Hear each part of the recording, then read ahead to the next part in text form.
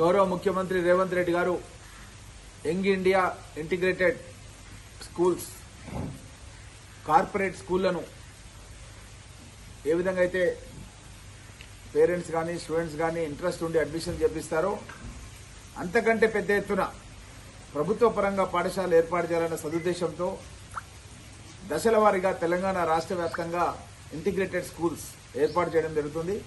నిన్ననే పరిగి నియోజకవర్గానికి 200 కోట్ల రూపాయలతో ఎస్సీలకు, ఎస్టీలకు, బీసీలకు, మైనార్టీలకు ప్రత్యేకమైనటువంటి రెసిడెన్షియల్ స్కూల్స్ మన పరిగిలో విద్యారాయణపురి అంటే మనం తుంగులగడ్డ అంటాం.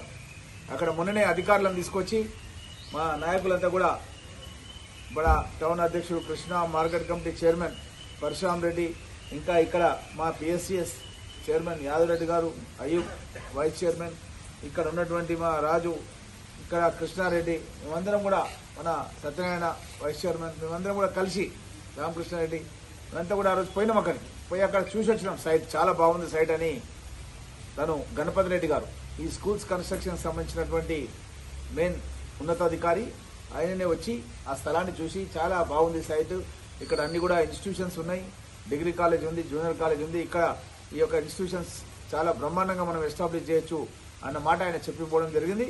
దాని ప్రకారం మనకు గౌరవ ముఖ్యమంత్రి గారు మన పరిగికి ఇంటిగ్రేటెడ్ స్కూల్ ఇవ్వడం మూలంగా సమాజంలో ఉన్నటువంటి వివిధ క్యాస్ట్లకు సంబంధించినటువంటి స్టూడెంట్స్ అంతా కూడా ఒకే ప్రదేశంలో ఒకే ప్రాంగణంలో పక్కపక్కన ఉండడం మూలంగా వారి మధ్య మంచి అవగాహన ఏర్పడి వాళ్ళు ఒక ఫ్రెండ్షిప్ కానీ స్పోర్ట్స్ కానీ వాళ్ళ భవిష్యత్తు లోపల ఎదగడానికి ఒక మంచి అవకాశం ఏర్పడే విధంగా ఈ 200 కోట్ల రూపాయలతో ఈ యొక్క ఇంటర్నేషనల్ మన ఇంటిగ్రేటెడ్ స్కూల్ అనేది మన ప్రాంతానికి రావడం చాలా సంతోషదాయకం. గతంలోనే నేను ఈ యొక్క తుంకులగడ్డకు పోవడానికి పరిగి నుంచి ఒక ప్రత్యేకమైనటువంటి బ్రిడ్జిని కూడా నిర్మాణం చేయడం జరిగింది. అందుగురించే ఒక 15 గ్రామాల వాళ్ళకు మా అనంతరెడ్డి ఉన్నాడు, మిట్టకోడు నుంచి చిక్కని వీళ్ళందరూ గ్రామాలకు పోవాలంటే చాలా కష్టమవుతుండే అప్పుడు బ్రిడ్జ్ లేకుండే. మా అందరూ కూడా ఈ యొక్క బ్రిడ్జ్ వేసినందుకు ప్రయాణం చేయడానికి అవకాశం ఏర్పడుతుంది. ఈ స్కూల్ లోపల ఇంటిగ్రేటెడ్ స్కూల్ లోపల పరిగే కాదు, మా యొక్క దోమ మండల అధ్యక్షుడు కూడా ఉన్నాడు విజయకుమార్ రెడ్డి గారు, ఇంకా ఇతరులు కూడా కాన్స్టిట్యున్సీ లెవెల్గా ఒకటి ఇవ్వడం జరిగింది. నియోజకవర్గానికి ఇంటిగ్రేటెడ్ స్కూల్ అనేది ఇవ్వడం జరిగింది.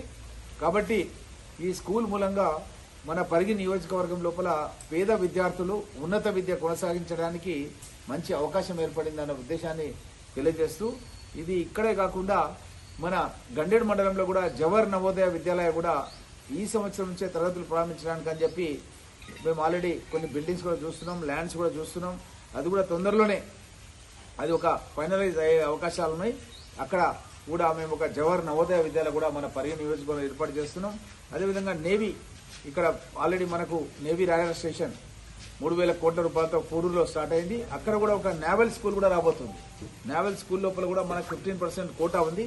ఈ విధంగా మన నియోజకవర్గంలో 3 ఉన్నతమైనటువంటి విద్యాలయాలు స్కూల్ ఎడ్యుకేషన్ లోపల మన పరిగి నియోజకవర్గంలో రాబోతున్నందుకు చాలా సంతోషంగా ఉంది.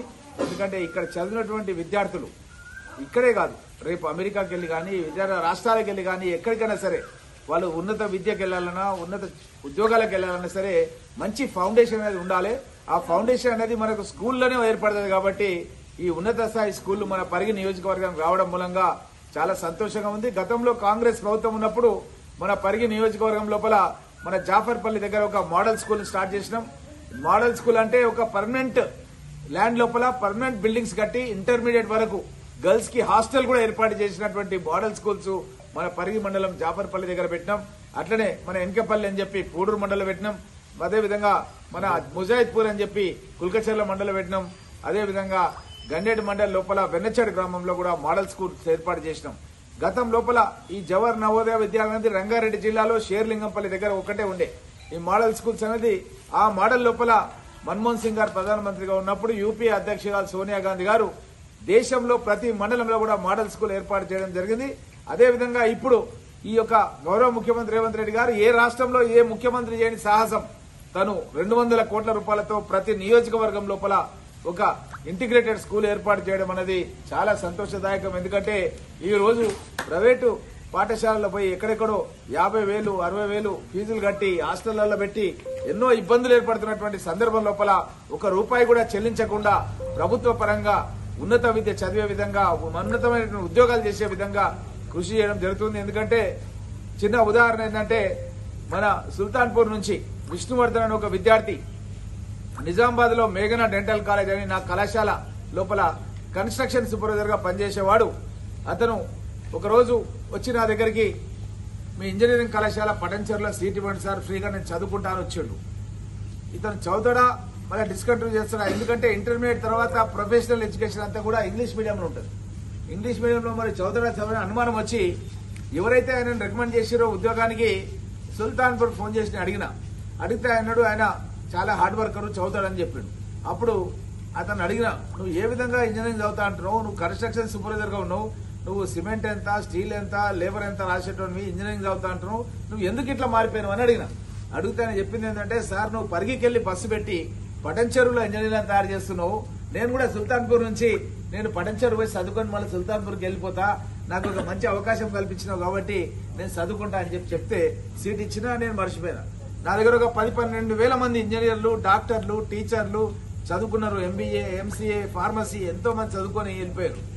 నాకు ఇవ్వడం మర్చిపోవడం తెలుసు తప్ప కానీ మళ్ళా పిల్లాడు ఎక్కడ ఉన్నాడు కూడా ఆలోచించే టైం కూడా లేదు.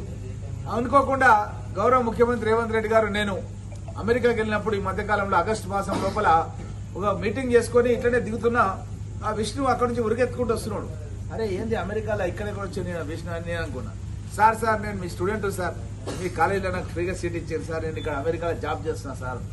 నేను షాక్ అయిపోయినా, అరే అమెరికాలో మన విద్యార్థి జాబ్ చేస్తున్నా. అంత లోపల